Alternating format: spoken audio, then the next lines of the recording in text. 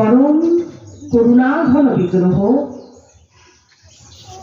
পরম দয়াল পতিত পাবন শ্রী নিত্যানন্দ মহাপ্রভু এবং শ্রীমন গৌরাঙ্গ মহাপ্রভুর পরম করুণায় শ্রী গুরু মহারাজের অহৈতুকী কৃপায় শ্রী শ্রী 108 শিশু পশুপালক বালক জীবন শ্রীমৎ রাধারমণ চরণদাস দেবের পরম করুণায় আপনাদের সকলের শুভ ব্যবস্থাপনায় এই বৃন্দাকুঞ্জ মন্দির প্রাঙ্গণে ভক্তি ভক্ত ভাগবতের ত্রিবেণী সঙ্গমে নিস্নাত হবার এক অতি দুর্লভ সৌভাগ্য আমরা অর্জন করেছি। তদুপরি আজ একটি বিশেষ তিথি, পরম বন্দনীয় পরম স্মরণীয় এই তিথি কৃষ্ণদাস কবিরাজ গোস্বামী পাদ। একে কৃষ্ণদাস তাকে কবিরাজ, যার হৃদয়ে বিরাজ করে আমার গোরা রসরা, সেই কৃষ্ণদাস গোস্বামী পাদ তার যে অমূল্য লেখনী, সেই অমূল্য মহৌষধি রূপ যে লেখনী, সেই অমৃত স্বরূপ যে লেখনী, সেই শ্রী শ্রী চৈতন্য চরিতামৃতের আদিলীলা ত্রয়োদশ পরিচ্ছেদে আজকের এই তিথির বন্দনা করতে গিয়ে বললেন, সর্ব সদ্গুণ পুণ্যাং তাং বন্দে ফাল্গুন পূর্ণিমাম यस्याम श्री कृष्ण चैतन्यवतीर्णः শ্রীকৃষ্ণ নামাভিহি।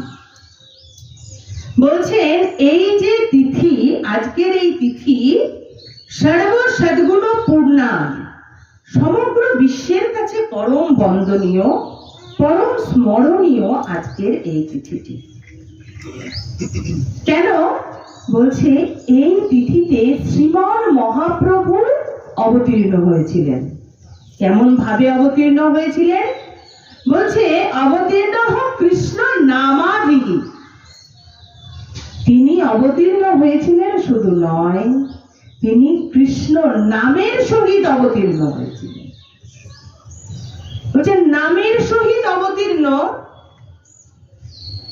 সেটি আবার কি রকম?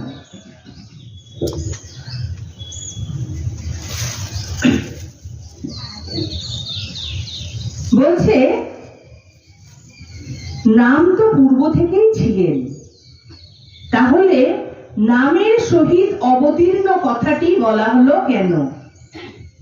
পূর্ব থেকে তো ছিলেন, কিন্তু সকলের জিহ্বায়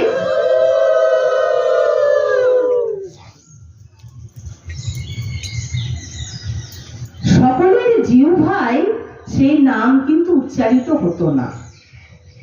নাম তো ত্রিকাল সত্য, সব যুগেই আছেন, কিন্তু সকলের জিহ্বায় সেই নাম উচ্চারিত হতো না। তাই স্বয়ং ভগবান অক্ষর রূপ ধারণ করে সেই নাম রূপে আবির্ভূত হলেন। প্রথমে নাম প্রভু আবির্ভূত হয়েছেন, তারপরে মহাপ্রভু আবির্ভূত হয়েছেন। বলছে কেমন করে? বলছে নাম সত্য ছিল কিন্তু সকলে বলতো না, কিন্তু মহাপ্রভুর আবির্ভাব ক্ষণটি এমন হলো যে দৈব যুগে সকলকে নাম নিতে হলো বা সকলে নাম নিল। কেন নিল? বলছে সেদিনটা কেমন ছিল? কেমন ছিল গো সেদিন? সেদিন রাহু চন্দ্রকে গ্রাস করেছিল, অর্থাৎ চন্দ্রগ্রহণ। তো চন্দ্রগ্রহণ হলে কি হয়? গ্রহণ লাগলে কি হয় গো মায়েরা? গ্রহণ লাগলে সব উলু দেয়, আর কি করে? হরিধ্বনি দেয়, দেয় না? হরিবল হরিবল ধ্বনি তোলে। তাই বলছে সেই সময় গ্রহণ হলো, গ্রহণের ফলে গ্রহণের অছিলায় সকলের জিহ্বায় সেই নাম উচ্চারিত হয়ে গেল। যারা ভক্ত তারা তো উচ্চারণ করলো, কিন্তু যারা অভক্ত তারা কি করলো? টিটকারির ছলে উচ্চারণ করলো। যদ্যপি টিটকারি, তথাপি নামাভাস। ঔষধ আপনি জেনে খান না জেনে খান, বুঝে খান না বুঝে খান, তার কার্যকারিতা থাকবে। নাম তদ্রূপ স্বপ্রকাশিত, স্বমহিমায় প্রকাশিত। তাই সেটি আপনি জেনে করুন, বুঝে করুন, অভ্যাস যোগে করুন, তা কিন্তু তার ফল দেবে। তাই বলছেন সকলের জিহ্বায় সেই নাম উচ্চারিত হয়ে গেল। আবার গ্রহণ প্রসঙ্গে বলছে, অকলঙ্ক গৌরচন্দ্র দিলা দর্শন, সকলঙ্ক চন্দ্রে আর কোন প্রয়োজন। রাজু দেখছেন অকলঙ্ক গৌরচন্দ্র, যিনি নিষ্কলঙ্ক, তিনি আবির্ভূত হয়েছেন। আর এই যে চাঁদ, এ তো সকলঙ্ক, তাই এর আর কি প্রয়োজন। তাই বুঝিবা চন্দ্র কে গ্রাস করেছে রাহু। ভগবান আবির্ভূত হয়েছেন, আর সঙ্গে আবির্ভূত হয়েছেন সেই শ্রীনাম।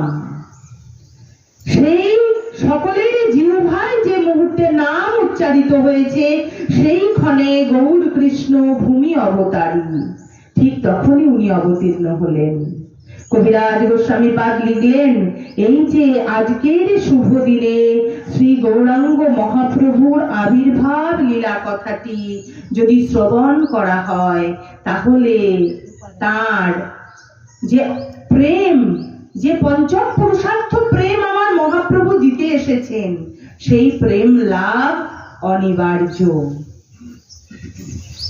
তাই আসুন আমরা সেই মহাপ্রভুর জন্মলীলা কথা আস্বাদন করি। কৃষ্ণদাস কবিরাজ গোস্বামী চরণ তার শ্রী শ্রী চৈতন্য চরিতামৃত গ্রন্থের আদিলীলা ত্রয়োদশ পরিচ্ছেদে তার জন্মলীলা কীর্তন করতে গিয়ে নান্দি শ্লোকে বলছেন, স্বপ্রসীদতু চৈতন্য দেব যস্য প্রসাদতঃ তল্লীলা বর্ণনে যজ্ঞঃ সদ্য সধ্যমপ্যয়ম। বলছে স্বপ্রসীদতু চৈতন্য দেব, হে চৈতন্য দেব আমার প্রতি কৃপা করুন, আমি অযোগ্য অধম, আমার প্রতি কৃপা করুন। তো আপনার লীলা কথা বর্ণনের ক্ষমতা আমার মতো অযোগ্য ব্যক্তির মুখে নেই, কিন্তু আপনি যদি কৃপা করেন তাহলে এই লীলা কথা আমরা আস্বাদন করতে পারব। তাই আপনি আমার প্রতি প্রসন্ন হন। এখানে একটা প্রশ্ন আছে, অনেকে বলতে পারে, যদি অযোগ্যই হও তাহলে কৃপা প্রার্থনা করছো কেন? বলছে গৌর রাজ্যের এইটি তো রীতি, অযোগ্য অধম নীচ পতিতের প্রতি গৌরের কৃপা অধিক। তুমি তো পতিত পাবন, তাই তোমার কাছে প্রার্থনা করি, তোমার কৃপা সকলের জন্য, সকলকে তুমি অবিচারে দিতে এসেছো। মহাপ্রভু তার প্রিয় পার্ষদ বর্গকে বলছেন, নয়নে দেখিবে যারে ব্রজ প্রেম দেবে তারে, পাত্র অপাত্র বিচার করো না নিতাই। পাত্র কে অপাত্র, যোগ্যতা অযোগ্যতার বিচার করেন না আমার মহাপ্রভু। তাই সেই বিশ্বাসেই প্রার্থনা। মহাপ্রভু তার সেই ব্রজপ্রেম আজ উন্মুক্ত করে দিয়েছেন, সকলকে বিলিয়ে দিচ্ছেন। তবে মহাপ্রভুর করুণা অপেক্ষা করে। এখন বলবেন, এই যে বললো সবাইকে করুণা করে, আবার এই যে বলছে অপেক্ষা করে। বলছে হ্যাঁ অপেক্ষা করে। কিসের অপেক্ষা করে? বলছে আমার নিতাই প্রসন্ন হয়েছে কিনা, আমার নিতাই চান কৃপা করেছে কিনা। কারণ নিতাই কৃপা বিনা ভাই গৌরাঙ্গ প্রাইতে, নিতাইয়ের কৃপা ছাড়া আমরা গৌরকে পাবো না। বলছে নিত্যানন্দ মহাপ্রভুর প্রতি যদি কারোর তিলার্ধেক দোষ থেকে যায়, তাহলে সে আমার ভজনা করলেও সে আমাকে পেতে পারবে না। বলছে তিলার্ধেক নিত্যানন্দে যার দেশ রহে, ভুজিলেও সে কভু আমার প্রিয় নহে। অর্থাৎ নিত্যানন্দ মহাপ্রভুর প্রতি যদি কারোর বিন্দুমাত্র দেশ রয়ে যায়, বিন্দুমাত্র ত্রুটি রয়ে যায়, তাহলে তার পক্ষে গৌরকে পাওয়া সম্ভব হবে না।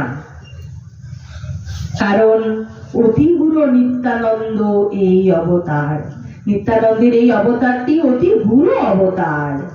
তাই এই অবতারকে জানবো কি করে? সেখানে আবার বলছেন শ্রী চৈতন্য যারে জানায় সে জানিতে পারে। অর্থাৎ মহাপ্রভুর কৃপার দ্বারাই আমরা নিত্যানন্দ মহাপ্রভুকে জানতে পারবো। কিন্তু সর্বাগ্রে আমাদের নিতাইয়ের চরণে প্রার্থনা করতে হবে। আবার নিতাই তার প্রতি কৃপা অধিক করেন যাকে আপনাদের মতো ভক্তগণ আশীর্বাদ করেন। আপনাদের মতো ভক্তদের কৃপা যদি কারোর ওপর বর্ষিত হয়, তাহলে নিতাই চাঁদের করুণা আপনা হতেই বর্ষিত হবে। আর তবেই না আমাদের এই আমার মতো মাতৃশ অপরাধ পুষ্ট অধম জীব ভাই গৌর কথা আস্বাদন করতে পারবো। কারণ মহাপ্রভুর তত্ত্বটি অতি গূঢ় তত্ত্ব। উপনিষদ বেদাদি নিগম নিগুড় শাস্ত্রের যেবা ভট্টাচার্য চক্রবর্তী মিশ্র সব, তাহারাও সব না জানয়ে এ গ্রন্থ অনুভব। মানে চক্রবর্তী, ভট্টাচার্য, মিশ্র সকলেই আছেন, কিন্তু ভাগবত পড়ে যাচ্ছেন, কিন্তু ভাগবতের সার কথা কি সেটি বলতে পারছেন না। ভাগবতের সার কি? বলছে নাম আর প্রণাম। ভাগবতের সার দিয়ে গেলেন দুটি, বলছে নাম সংকীর্তনম যস্য সর্ব পাপ প্রণাশনম। নাম সংকীর্তন, এই কলিকালে নাম ছাড়া আর গতি নেই। সেই জন্য আছে না দেওয়ালে লেখা, কি আছে গো? হরের নামৈব হরের নামৈব হরের নামৈব কেবলম কলৌ নাস্তেভ্য নাস্তেভ্য নাস্তেভ্য অতিরন্যথা। তাহলে এই কলিকালে শ্রীহরির নাম ব্যতি রেখে আর কিছু সাধন নেই, আর অন্য কোন সাধনের মাধ্যমে আমাদের ভগবান প্রাপ্তি হবে না, আমরা ভগবানকে পেতে পারবো না। তাই বলছে নাম করতে হবে। তাই তো মহাপ্রভু বললেন খাইতে শুইতে যথা তথা নাম লয়, দেশ কাল নিয়ম নাহি সর্বসিদ্ধি হয়। সাধন সম্রাট রূপে নামকে প্রতিষ্ঠা করলেন মহাপ্রভু। সংকীর্তনের পিতা, মহাপ্রভুকে বলা হয় সংকীর্তনের পিতা। তো সংকীর্তনের পিতা সংকীর্তনকে পুত্র সম জ্ঞান করে তার মধ্যে সর্বশক্তিকে গচ্ছিত করলেন। তাই বলছে সর্বশক্তি দিলা প্রভু নামে করিয়া বিভাগ, আমার দুর্দৈব নামে নাহি অনুরাগ। আমাদের দুর্দৈব যে আমাদের এহেন নামে রুচি হলো না। তাহলে এখানে বলছে যেবা ভট্টাচার্য চক্রবর্তী মিশ্র সব, তাহারাও না জানয়ে এই গ্রন্থ অনুভব। তাই এই গ্রন্থের যে কি সার কথা সেটি কেউ জানে না, বলছে না কেউ, জগৎকে বোঝাচ্ছে না। তাই কি করছে তারা? বাসলি পুজোয় তারা নানা উপাচারে মদ্য মাংস দিয়া তারা যক্ষ পূজা করে। এই যে মদ্য মাংস দ্বারা যে পূজা করছে তারা, সেটিতে কি পূজা হয় গো? সেটিতে ভূতের শ্রাদ্ধ হয়। কারণ সত্যগুণী দেবতা, দেবতা সত্যগুণ বিশিষ্ট, তাই তার আহারও কি হবে? সত্যগুণ বিশিষ্ট। কিন্তু মদ্য মাংস এগুলি সবই তমগুণ বিশিষ্ট, মধ্যম নয়, অত্যন্ত নয়, মধ্যম নয়, তমগুণ বিশিষ্ট। সেই আহার দ্বারা কি কোনো দেবদেবীর পূজা হতে পারে? দেবদেবীর সঙ্গে যারা আছেন তাদের পূজায় লাগে। আমাদের এগুলি ভুল ধারণা। তাদের সঙ্গে যারা আছেন তাদের পূজায় লাগলেও লাগতে পারে। দৈত্য দানব এদের পূজায় এগুলি লাগতে পারে, কিন্তু ভগবানের পূজায় এগুলি লাগে না। তাই বলছে তারা এসব দিয়া যক্ষ পূজা করে। তাহলে এখন বলবেন, তাহলে কি আমরা মায়ের পুজো করব না? না না, মায়ের পুজো আমরা করবই, মায়ের পুজো করতেই হবে। কারণ দেবী যোগমায়ার যতক্ষণ কৃপা না হবে ততক্ষণ পর্যন্ত আমাদের গোবিন্দের লাভ হবে না, ততক্ষণ পর্যন্ত আমরা গোবিন্দের কাছে যেতে পারবো না। তা যোগমায়ার কৃপা আমরা কেমন করে পাবো? যোগমায়ার কাছে প্রার্থনা করব, হে দেবী যোগমায়া, তোমার ওই মহামায়া রূপটি নয়, তোমার যোগমায়া রূপটির আমরা উপাসনা করব। তুমি আমাদের সঙ্গে যোগ করিয়ে দাও, গোবিন্দের সঙ্গে আমাদের যোগ করিয়ে দাও। যোগ করিয়ে দেন বলেই না যোগমায়া। তাই আমরা দেবী যোগমায়ার চরণে প্রার্থনা করব, তোমার কৃপায় যেন আমরা আমাদের গোবিন্দ লাভ করতে পারি। তার কাছে নিজের সুখ, সন্তানের সুখ প্রার্থনা করব না, তার কাছে চেয়ে নেব কি? কৃষ্ণ ভক্তি বর, যেন আমাদের হৃদয়ে সেই প্রেমের সঞ্চার হয়, যে প্রেমের দ্বারা আমরা আমাদের গৌর গোবিন্দকে পেতে পারব। কিন্তু সে কথা বোঝানোর মতো তখন কেউ ছিল না। তাই কত আনন্দ, কত উৎসব সকলে হচ্ছে, কিন্তু কৃষ্ণ নাম, কৃষ্ণ কথা হচ্ছে না। এক একটি কলির নাট্যশালা, কলি নাটক করছেন আর আমরা সেই নাটক দেখছি। কিন্তু যেখানে হরি কথা হচ্ছে, হরির নাম হচ্ছে, সেখানে আমরা যাচ্ছি না। কিন্তু ওখানে দেওয়ালে আর একটি কথা লেখা আছে, বলছে কৃষ্ণ কোথায়? কৃষ্ণ কথায়। কারণ যখন আপনারা এই কৃষ্ণ কথা শ্রবণ করবেন বলে মনস্থির করলেন না, যে মুহূর্তে, সে মুহূর্তে গোবিন্দ এসে আপনাদের সকলের হৃদয়ে অধিষ্ঠান করে গেলেন সেই কৃষ্ণ কথা শ্রবণ করবার নিমিত্ত। তাই তো বলে কৃষ্ণ কোথায়? কৃষ্ণ কথায়। কিন্তু সে কথা বলার মতো তখন কেউ ছিল না। তাই প্রাণ কাঁদছে, ভক্তদের প্রাণ কাঁদে। ভক্তদের প্রাণ কাঁদে যখন ভক্তি বিরুদ্ধ আচার দেখে। ভক্তি বিরুদ্ধ কোনো আচার, যাকে বলে ভবিষ্য আচার, সেই ভক্তি বিরুদ্ধ আচার যদি দেখতে পাওয়া যায় তখন ভক্তদের প্রাণ কাঁদে। আর সব থেকে বেশি প্রাণ কার কেঁদেছিল জানেন? যে এসেছে না এই অশান্ত জীবকে শান্তি দিতে, এই অশান্তির জীবকে শান্তি দিতে যিনি এসেছেন, যিনি এসে বসে আছেন শান্তিপুরে, সেই শান্তিপুর না অদ্বৈত গোসাই।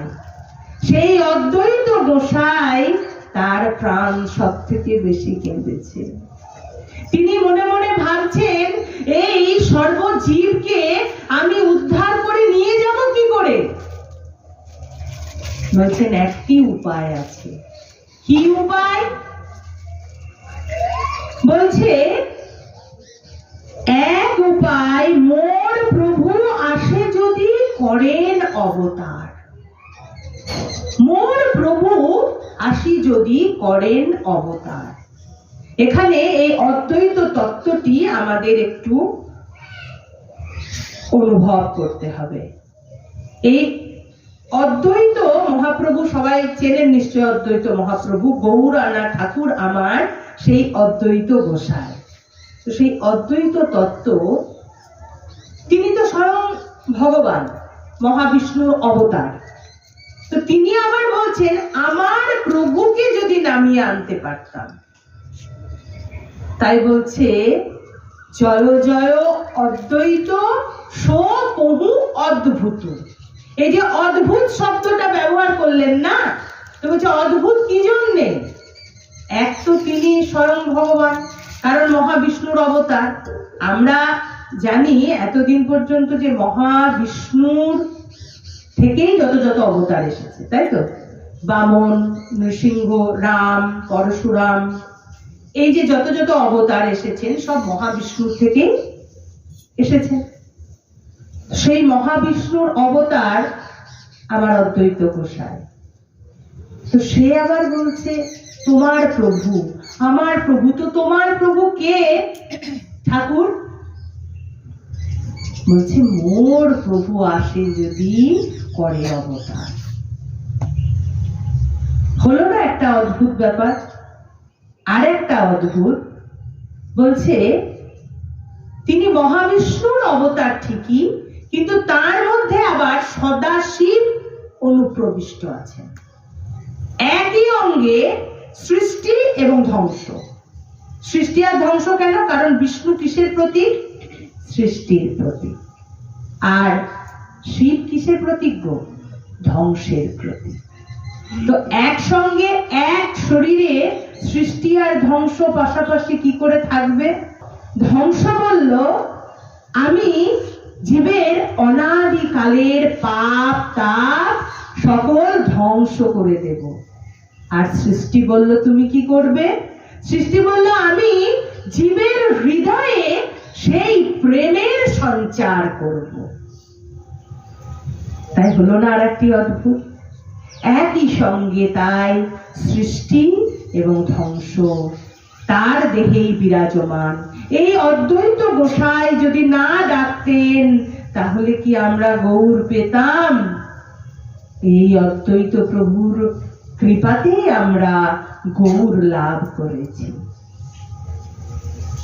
অদ্বৈত প্রভু ক্রন্দন করতে শুরু করলেন, কি করে আমি আমার প্রভুকে নিয়ে আসব? চিন্তা করছেন। সেই সীতানাথ, সেই সীতাপতি বলা ভালো এখানে আরেকটি প্রসঙ্গ, যে এই যে সীতানাথ বলা হয় অদ্বৈত গোসাইকে, তো এই সীতা দেবী কি রামচন্দ্রের ঘরণী সীতা দেবী? বলছেন না। তাহলে কে এই সীতা ঠাকুরানী? এই সীতা ঠাকুরানী হলেন মাতা পার্বতী, দেবী যোগমায়া। দেবী যোগমায়া, কারণ তার মধ্যে সদাশিব অনুপ্রবিষ্ট আছে। তাহলে তার ঘরণী কে হবে গো? দেবী যোগমায়া। তাই তাদের কৃপা না হলে আমরা কেমন করে গৌর পাবো, কেমন করে গৌর পেতাম? সেই অদ্বৈত গোসাই, সেই অদ্বৈত গোসাই ভাবছেন, হা প্রভু মদন গোপাল, তোমাকে কেমন করে পৃথিবীতে নামিয়ে আনবো? চিন্তা করতে করতে মনে পড়ে গেল সেই একখানি শ্লোক। কি বলছে?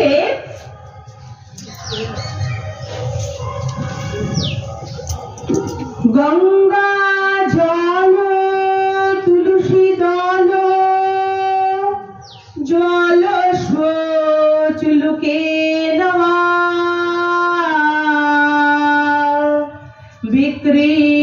বিক্রীণিতেন সমাত্মানাম ভক্তেভ্যো ভক্তবৎসলঃ।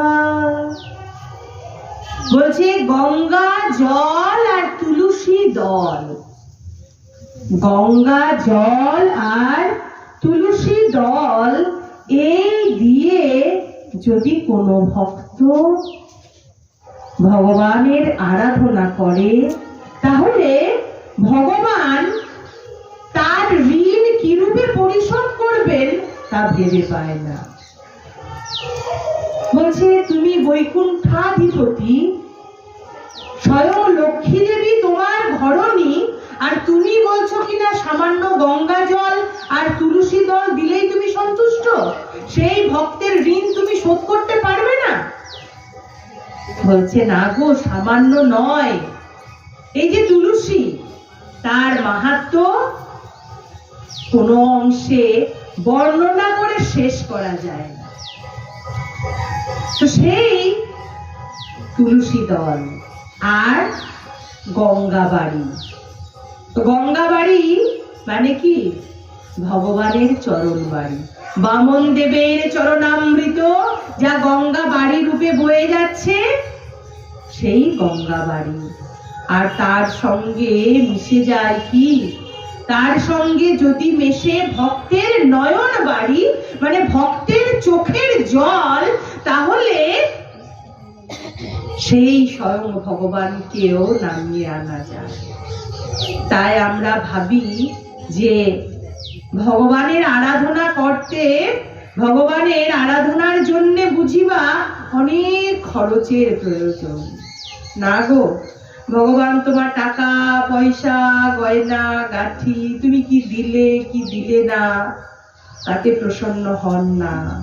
ভগবানের প্রয়োজন শুধু তোমার প্রেম, তোমার ভালোবাসা, ভক্তের চোখের জল। ভক্তের প্রেমের বন্ধনে বন্ধন স্বীকার করে নেয় ভগবান। তাই বলছে আমাদের সেই অদ্বৈত গোসাই আর ক্রন্দন করে সেই মদন গোপালকে ডাকছেন। তাই তো বলছে, এখানে একখানি সুন্দর পদ আছে, জয় জয় অদ্বৈত সপ্রভু অদ্ভুত সুরধ্বনি সন্নিধানে, আখি মুদি রহে প্রেমে নদী বহে বসনতি তিলক ঘামে।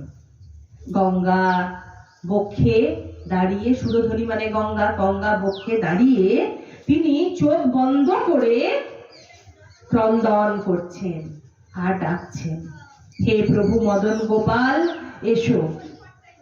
প্রেমের বাড়িধারায় ভিজে যাচ্ছে তার সর্ব অঙ্গ, তার সর্ব অঙ্গ পুলকিত হচ্ছে। ডাকে বাহু তুলি কাঁদে ফুলি ফুলি দেহে বিপরীত কম্প। অদ্বৈতের দেহে আজ অষ্টসাত্ত্বিক ভাব বিকার দেখা যাচ্ছে। একই অঙ্গে শ্বেত কম্প, ঘর্ম, অশ্রু, বৈবর্ণ, স্তম্ভ, সরভঙ্গ আর প্রলয়। তো এই অষ্টসাত্ত্বিক ভাব বিকার আজ আমার অদ্বৈত গোসাইয়ের শরীরে দেখা দিয়েছে। ডাকছে হুঙ্কার দিয়ে, হা প্রভু মদন গোপাল এসো। তাহার পীড়িতে আইলা তুরিতে, অদ্বৈত হুঙ্কারে সুর ধ্বনি তীরে আইলা না গররাজ। আর কি নাগরেন্দ্র চূড়ামণি থাকতে পারে গো? এমন করে যদি কোনো ভক্ত ক্রন্দন করে ডাকেন তাকে, তাহলে আর কি ভগবান রইতে পারে? নাগরেন্দ্র চূড়ামণি থাকতে পারছেন না। তাহারও পীড়িতে আইলা তুরিতে, তার এই যে ব্যথা, তার এই যে কষ্ট, সেটি দূর করার জন্য স্বয়ং ভগবান আসলেন। দেখুন, স্বয়ং ঈশ্বর তত্ত্ব, অদ্বৈত গোসাই তো ঈশ্বর তত্ত্ব স্বয়ং। তাহলে তিনি কেন ক্রন্দন করছেন? বলছে ক্রন্দন করে জগৎবাসীকে দেখাচ্ছেন। কি দেখাচ্ছেন? দেখো, তোমরাও কাঁদো, হা গৌর প্রাণ গৌর বলে তোমরাও যদি কাঁদতে পারো, তাহলে যিনি বিভু, যিনি অনন্ত, যাকে বাঁধা যায় না, যাকে ধরা যায় না, তিনিও কিন্তু তোমাদের কাছে বন্ধন স্বীকার করবেন। আত্মবেচি প্রভু করেন ঋণ শোধন। নিজেকে বেচে সেই ঋণ পরিশোধ করবার চেষ্টা করবেন। বলছে এইভাবে ক্রন্দন করতে হবে। এইভাবে ক্রন্দন করে জগৎকে দেখাচ্ছেন ভগবানকে কেমন করে লাভ করা যায়, কেমন করে আরাধনা করলে আমরা গৌর পেতে পারি। আর তার সঙ্গে আরো একজন আরাধনা করেছেন, তিনি হলেন হরিদাস, ঠাকুর হরিদাস। ভক্তদের আরাধনা চলছে। এদিকে শ্রীহট্ট জেলার দক্ষিণ ঢাক গ্রাম, সেখানকার বাসিন্দা শ্রী উপেন মিশ্র ও শোভাময়ী দেবী। তার সেই উপেন মিশ্র এবং শোভাময়ী দেবী, তারা প্রকৃত অর্থে যাদের বলা হয় বৈষ্ণব, সেই পরম বৈষ্ণব, সদাচার, প্রত্যেকটি কার্যে তাদের যেমন দক্ষতা তেমনি প্রত্যেকের প্রতি তাদের ভালোবাসা আর প্রেম। সেই শোভাময়ী দেবী এবং উপেন মিশ্রের 7 সন্তান, সেই 7টি সন্তান যেন সপ্ত ঋষীশ্বর। তার সেই এক সন্তান জগন্নাথ মিশ্র। শোভাময়ী দেবী এবং উপেন মিশ্র সেই জগন্নাথ মিশ্রকে নবদ্বীপে প্রেরণ করলেন। নবদ্বীপে প্রেরণ করলেন কেন? বলছে একদিন তারা স্বপ্ন দেখলেন যে এক দিব্য ধাম থেকে জ্যোতির্ময় এক আলো সেখানে তাদের কুটিয়ায়, তাদের গৃহে এসে উপস্থিত হয়ে তাদেরকে যেন নির্দেশ দিচ্ছেন যে জগন্নাথ মিশ্র ও শচী দেবীকে যেন নবদ্বীপে প্রেরণ করা হয়। শোভাময়ী দেবী নিদ্রা ভেঙে যায়। নিদ্রা ভঙ্গে উপেন মিশ্রকে জানায় যে এই হেন স্বপ্ন আমরা আজ দেখেছি।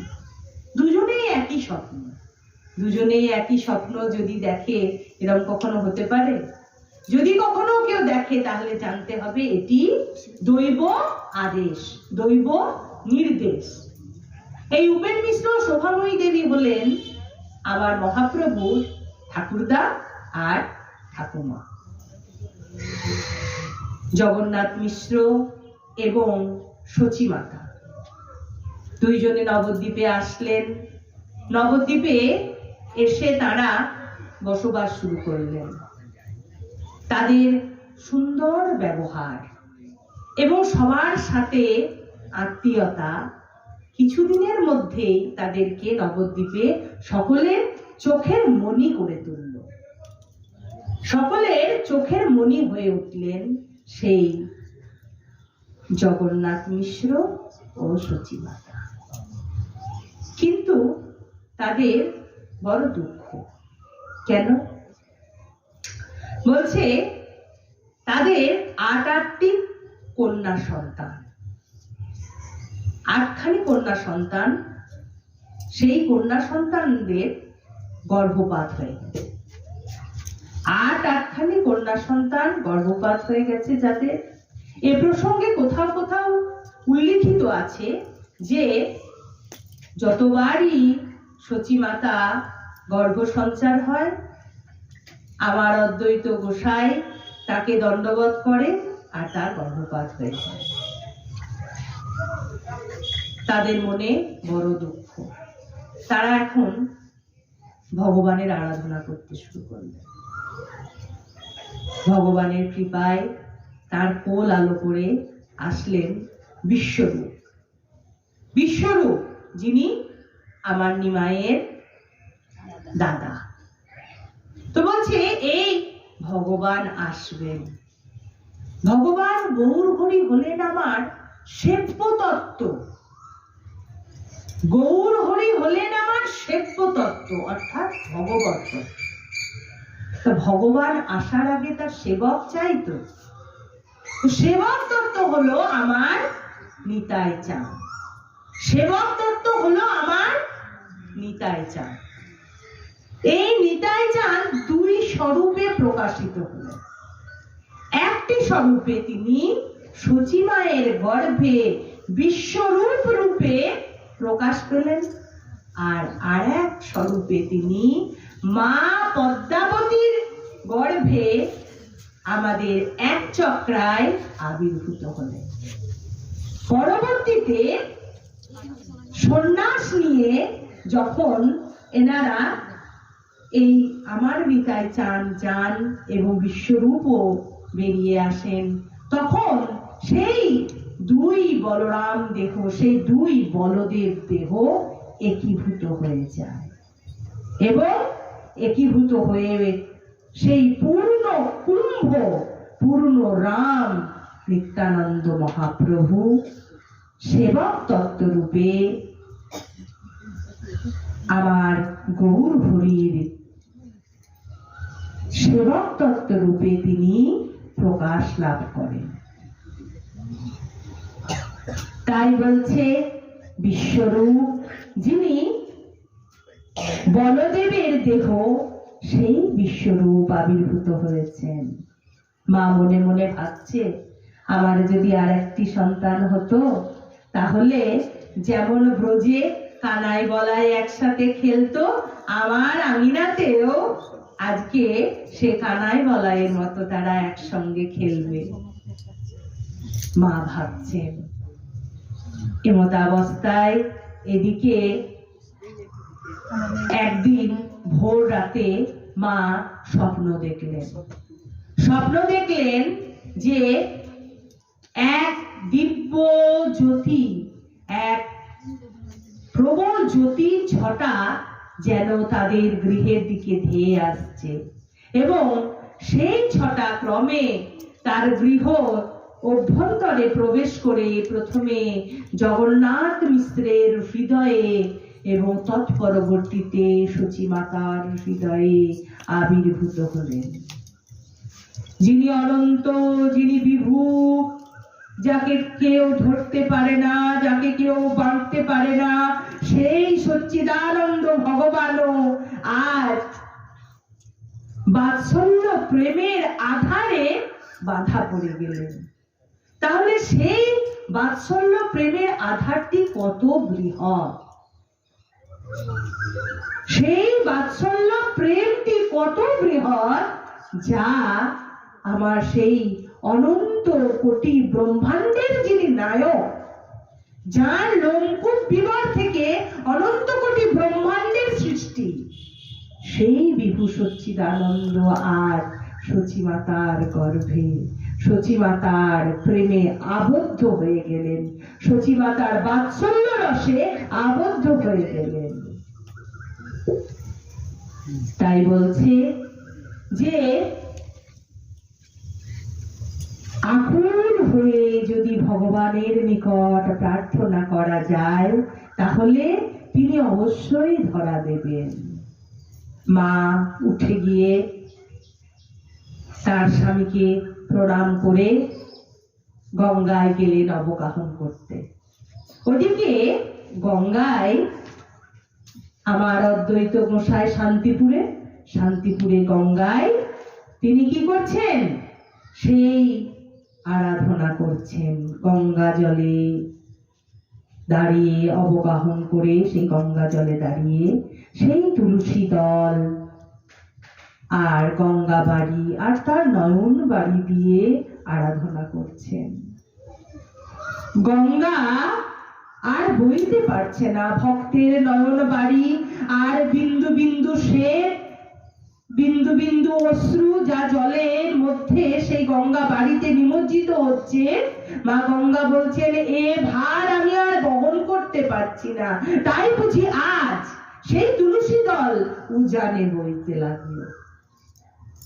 শান্তিপুর থেকে সেই তুলসী দল উজানে বইতে বইতে এসে উপস্থিত হলো নবদ্বীপে।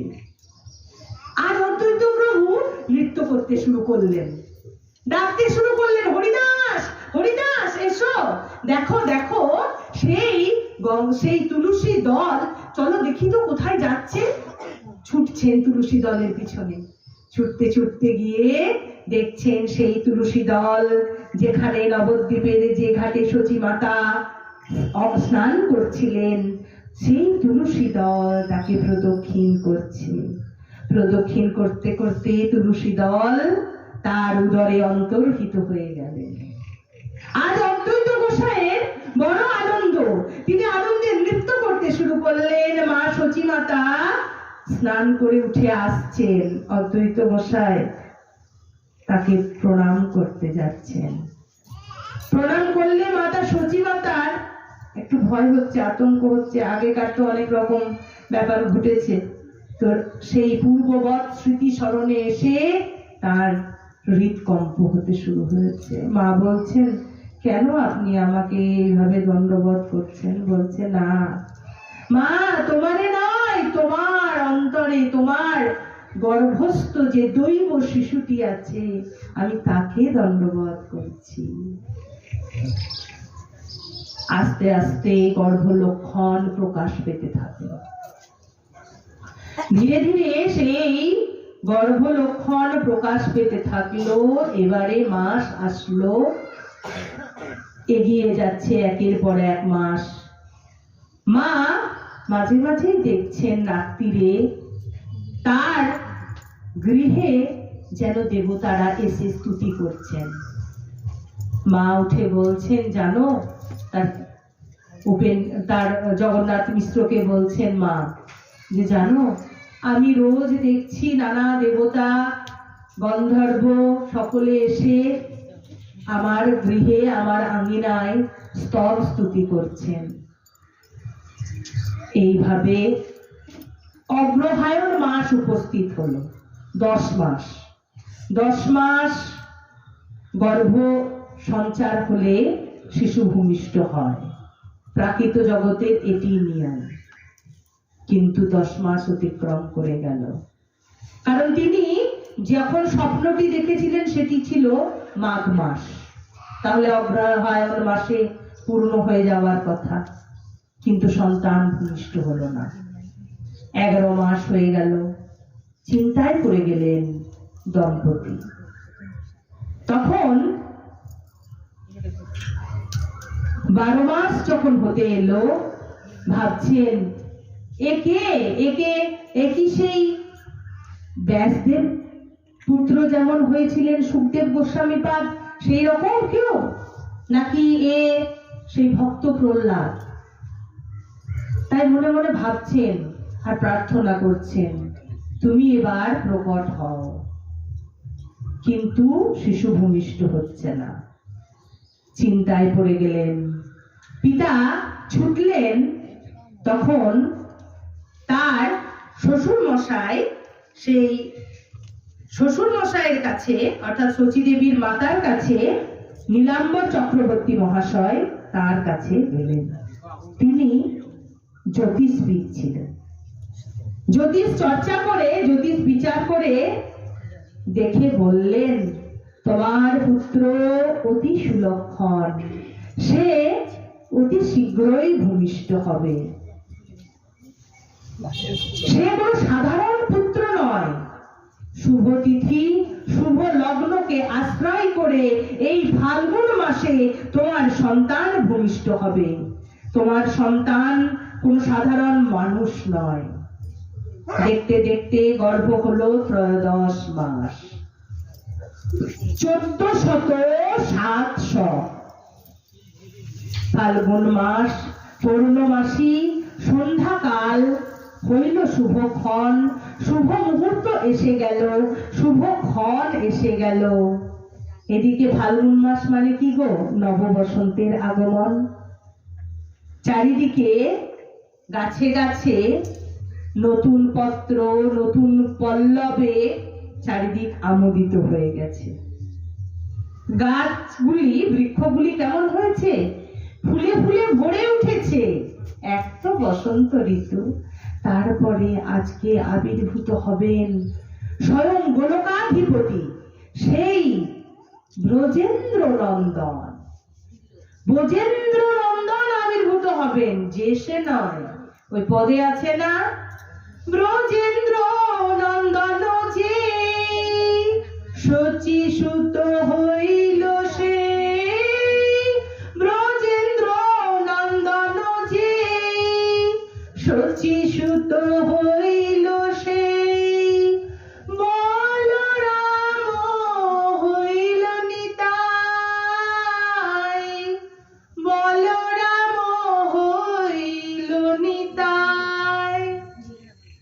ব্রজেন্দ্র নন্দন, সেই নন্দনন্দন শচীসুত রূপে আবির্ভূত হবে।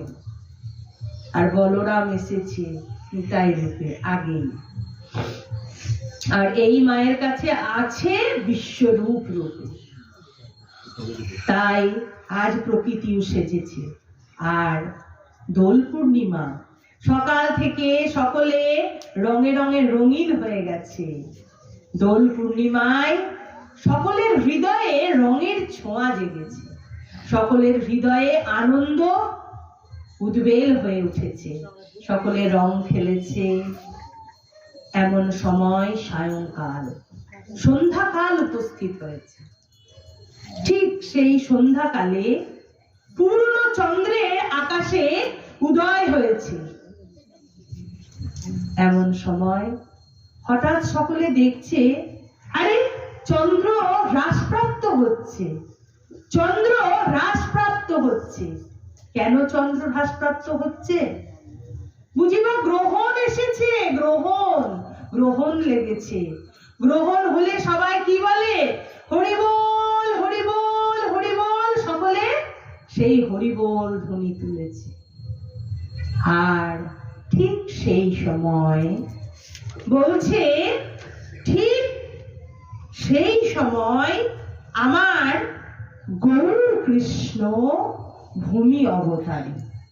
1407 শকে মাসে ফাল্গুন, পূর্ণমাসী সন্ধ্যাকালে হইল শুভক্ষণ। সিংহ রাশি সিংহ লগ্ন উচ্চ গ্রহগণ, সর্ববর্গ অষ্টবর্গ সর্বসুলক্ষণ।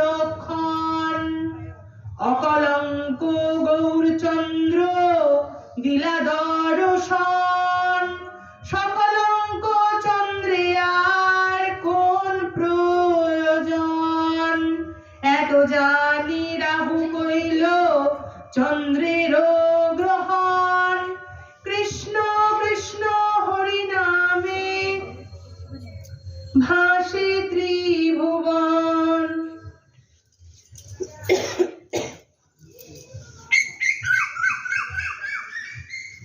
সেই ক্ষণে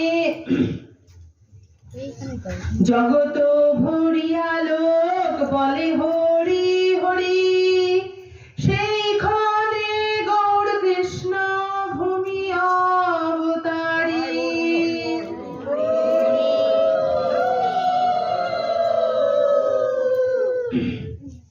জগৎ লোক সব হরি হরি ধ্বনি তুলেছে। আর সেই ক্ষণে আমার গৌর কৃষ্ণ ভূমি অবতারী, আমার স্বয়ং মহাপ্রভু সেই সময়ে অবতীর্ণ হলেন। বলিয়ে কলিযুগ পাবন অবতার শ্রী গৌরাঙ্গ শ্রীমান মহাপ্রভু কি জয়, সচিনন্দন শ্রীমান মহাপ্রভু কি জয়, নবদ্বীপ পুরন্দর কি জয়। বলছে আমার সেই গৌর হরি অবতীর্ণ হয়েছেন।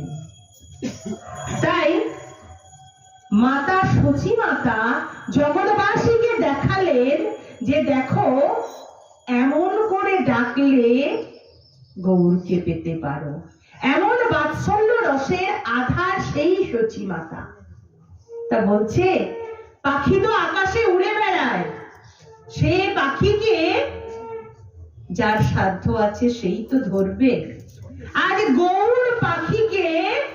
গৌর পাখিকে মা সচী মাতা ধরে নিজ সেই অন্তরে সেই উদারতা দিয়ে, সেই মাতৃ প্রেম দিয়ে, সেই বাৎসল্য রস দিয়ে তাকে বন্ধন করে, শুধু বন্ধন করে জগৎবাসীকে দেখিয়েছেন তাই নয়, জগতের সকলকে দিয়েছেন, সকলকে বলেছেন তোমরাও ধরো, তোমরাও নাও, তোমরাও সেই আধার তৈরি করো যাতে তোমরা এই গৌরকে পেতে পারো।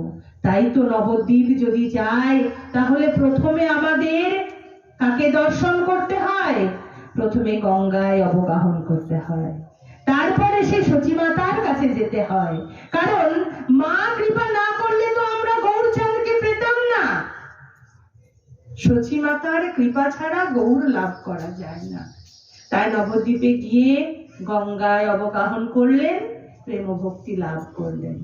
তারপরে সচিমাতার অঙ্গনে গিয়ে গড়াগড়ি দিয়ে সেখানে মা সচিমাতার চরণ ধুলি প্রার্থনা করলেন। দেবতারাও যেখানে গড়াগড়ি দিয়ে যায়, যেখানে অদ্যাবধি দেবতারাও গড়াগড়ি দিয়ে যায়, সেই সচিমাতার অঙ্গনে গিয়ে তার কাছে প্রার্থনা করলেন। তবেই তো আমরা গৌর দর্শন করতে পারবো। তাই বলছে,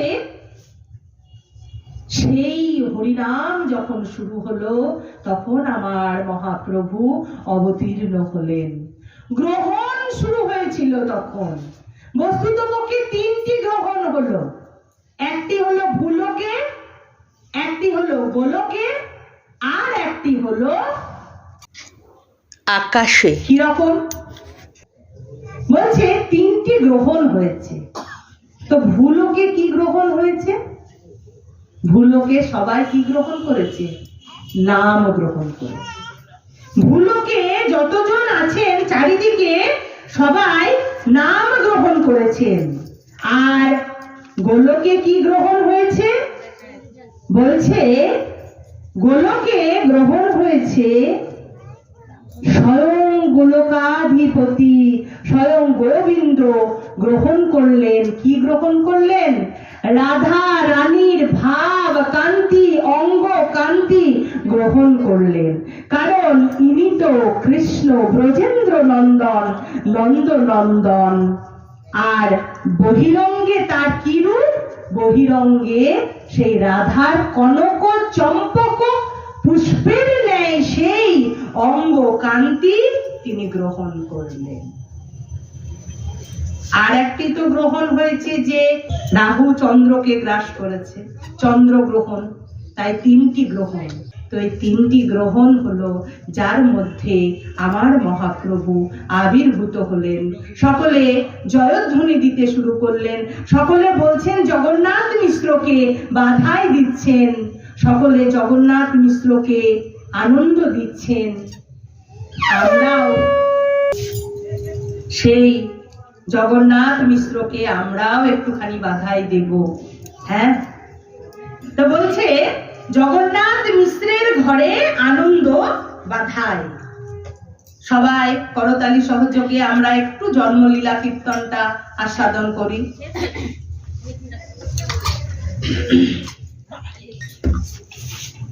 জগন্নাথ মিশ্র ঘরে আনন্দ বাধাই, জগন্নাথ মিশ্র ঘরে আনন্দ বাধাই, জগন্নাথ মিশ্র ঘরে আনন্দ বাধাই, জগন্নাথ মিশ্র ঘরে আনন্দ বাধাই। পুত্র মুখে দিয়ায় আনন্দের সীমা নাই, পুত্র মুখে দিয়ায় আনন্দের সীমা নাই, পুত্র মুখে দিয়ায় আনন্দের সীমা নাই, পুত্র মুখে দিয়ায় আনন্দের সীমা নাই, আনন্দের সীমা নাই, আনন্দের সীমা নাই, আনন্দের সীমা নাই, আনন্দের সীমা নাই। এসেছে নদের নিমায় আনন্দের সীমা নাই,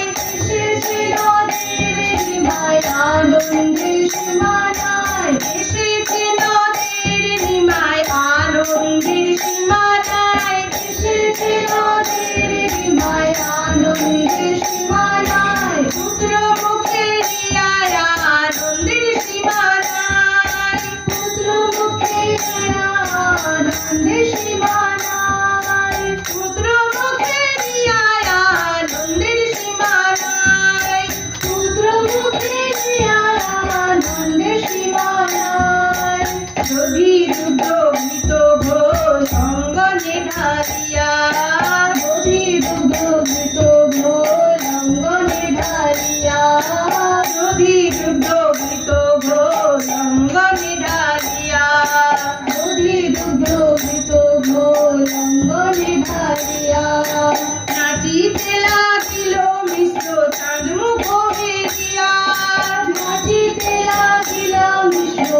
মুখ হেরিয়া, আরে নাচিতে লাগিলা মিশ্র চাঁদ মুখ হেরিয়া, নাচিতে লাগিলা মিশ্র চাঁদ মুখ হেরিয়া। জনমিলা নদে পুরে সুচির নন্দন, জনমিলা নদে পুরে সুচির নন্দন, জনমিলা নদে পুরে সুচির নন্দন, জনমিলা নদে পুরে সুচির নন্দন। অন্তরিক্ষে করে দেবে পুষ্প পরিশন, অন্তরিক্ষে করে দেবে পুষ্প পরিশন, আরে অন্তরিক্ষে করে দেবে পুষ্প পরিশন, অন্তরিক্ষে করে দেবে পুষ্প পরিশন। চাঁদ নাচে সূর্য নাচে আর নাচে তারা, চাঁদ নাচে সূর্য নাচে আর নাচে তারা, চাঁদ নাচে সূর্য নাচে আর নাচে তারা, চাঁদ নাচে সূর্য নাচে আর নাচে তারা। আবার পাতালে বাসুকি নাচে হইয়া বিভোরা, পাতালে বাসুকি নাচে হইয়া বিভোরা, আবার পাতালে বাসুকি নাচে হইয়া বিভোরা, আবার পাতালে বাসুকি নাচে হইয়া বিভোরা। তারা আনন্দে নাচছে, আনন্দে নাচছে, আনন্দে নাচছে, আনন্দে নাচছে, আনন্দে নাচিছে, আনন্দে নাচছে।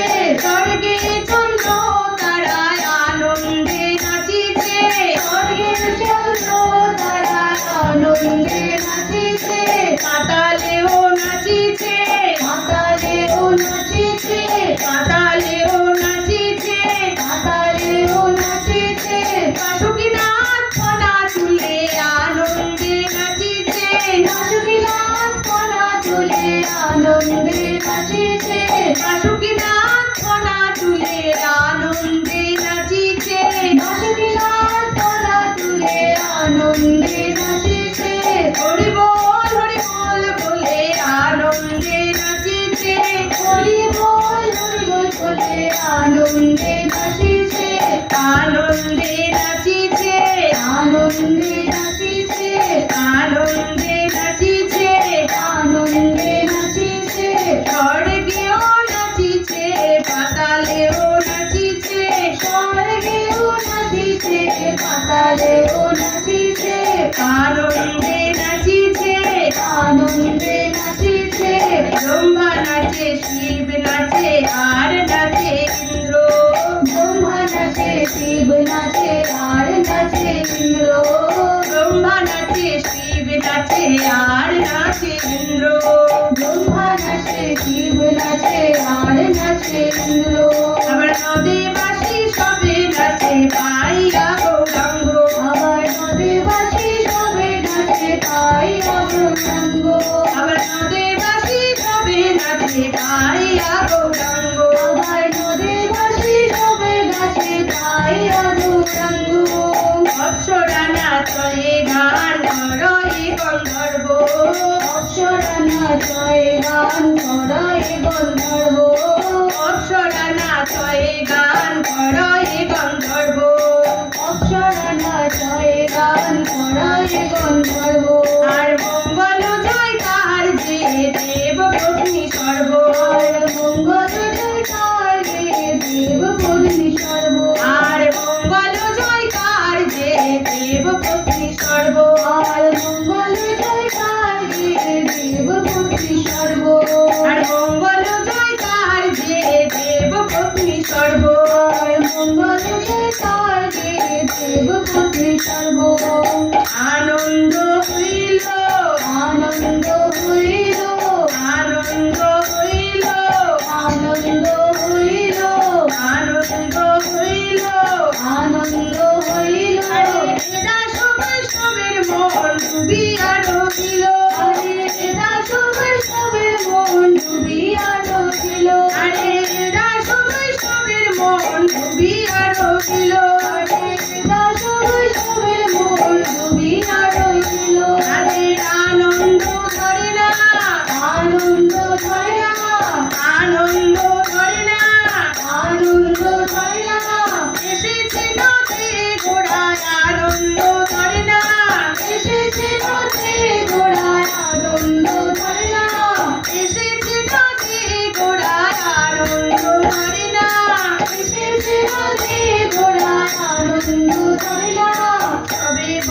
হরি বল, সবে বলে হরি বল, সবে বলে হরি বল, সবে বলে হরি বল, সবে বলে হরি বল, সবে বলে হরি বল, উঠিল আনন্দ রোল, সবে বলে হরি বল, উঠিল আনন্দ রোল, সবে বলে হরি বল, উঠিল আনন্দ রোল, সবে বলে হরি বল, উঠিল আনন্দ রোল, সবে বলে হরি বল, আরে উঠিল আনন্দ রোল, সবে বলে হরি বল, উঠিল আনন্দ রোল, সবে বলে হরি বল, উঠিল আনন্দ রোল, সবে বলে হরি বল।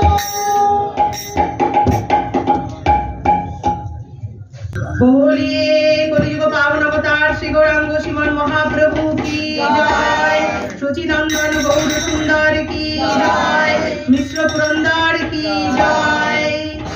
চারিদিকে বড় আনন্দ হলো।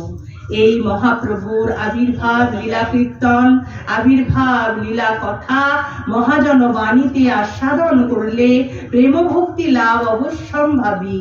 এখন বলবেন তাহলে যারা আস্বাদন করছে না তাদের কি প্রেম লাভ হবে না? না, খাবারটি তৈরি আছে, প্রেম মহাপ্রভু দিয়ে গেছেন, প্রস্তুত আছে, মা রান্নাঘরে খাবার তৈরি করে রেখেছে। এখন সন্তান যদি সেই আহার না গ্রহণ করে, আমরা যদি সেই আহার যতক্ষণ না গ্রহণ করব ততক্ষণ তো আমাদের উদরপূর্তি সম্ভব নয়। প্রেম আছে, কিন্তু সেই প্রেম পেতে গেলে যে সাধন, সেই সাধন হলো হরি নাম সংকীর্তন। যেই সাধন দিয়ে গেলেন আমার মহাপ্রভু, যে ব্রজ প্রেম গোলকে ছিল, সেই ব্রজ প্রেম যা পঞ্চম পুরুষার্থ প্রেম। চারটি পুরুষার্থ ধর্ম অর্থ কাম মোক্ষ, আর পঞ্চমটি হলো ব্রজ প্রেম। অর্থাৎ গোপীগণ যেই ভাবে গোবিন্দকে ভালোবাসতেন, সেই ভাবনা দিয়ে, সেই প্রেম দিয়ে তাকে ভালোবাসতে হবে।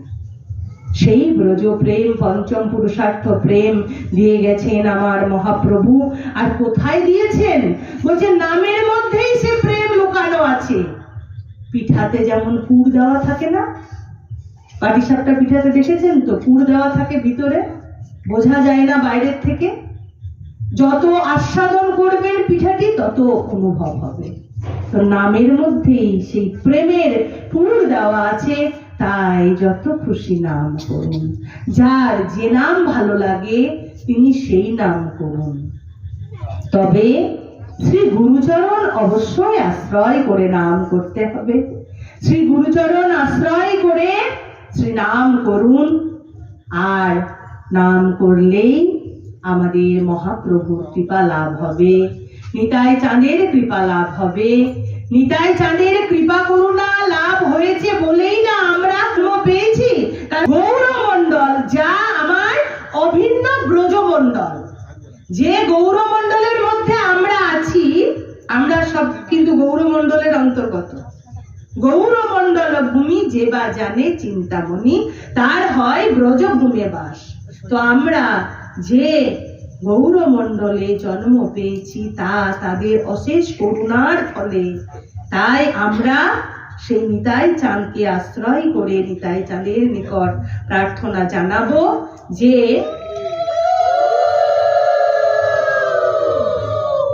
আমরা যেন তার চরণ আশ্রয় করে গৌরকে পেতে পারি। আমরা নিতাই চরণ আশ্রয় করে গৌর পাবো, গৌর পেলে ব্রজে যাব, এটি আমাদের ভজনের রীতি। কারণ তাই আমাদের ভজনটি কেমন? ধন মোর নিত্যানন্দ, প্রতি মোর গৌরচন্দ্র, প্রাণ মোর যুগল কিশোর, প্রাণ মোর যুগল কিশোর। অদ্বৈত আচার্য বল, অদ্বৈত আচার্য আমাদের বল হোক। হ্যাঁ, অদ্বৈত আচার্যকে আমরা অদ্বৈত আচার্যের বলে বলিয়ান হব। তার বলে বলিয়ান হয়ে আমরা যেন আমাদের গৌর হরিকে পেতে পারি, এটি প্রার্থনা।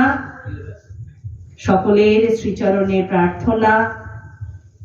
ব্যাসাসনে বসে যদি কোনো কটূক্তি করেছি, যদি কোনো খারাপ কথা কারোর হৃদয়কে আঘাত করেছে তাহলে নিজ গুণে ক্ষমা করবেন। আজকের এই মহতী আসর, এই সুন্দর একটি সন্ধ্যা যার আয়োজন করেছে এই বৃন্দাকুঞ্জের সদস্যগণ, তো বৃন্দাকুঞ্জের সদস্যগণকে আমার শত সহস্র কোটি দণ্ডবৎ প্রণতি।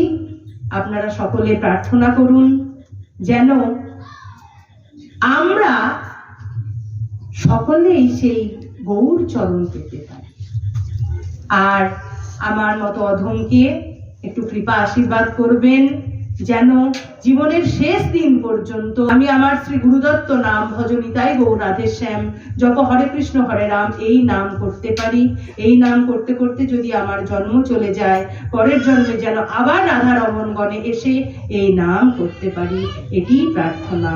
এই প্রার্থনা জানিয়ে সকলের শ্রীচরণে দণ্ডবৎ প্রণতি, মন্দিরে বিরাজমান বিগ্রহের শ্রীচরণে প্রণতি জানিয়ে, আজকের এই ভাগবতের শ্রীচরণে প্রণতি, চৈতন্য চরিতামৃত আদি সদ্গ্রন্থের শ্রীচরণে প্রণতি জানিয়ে আজকের ভাগবতী কথার আসর এইখানেই বিশ্রাম দিচ্ছি।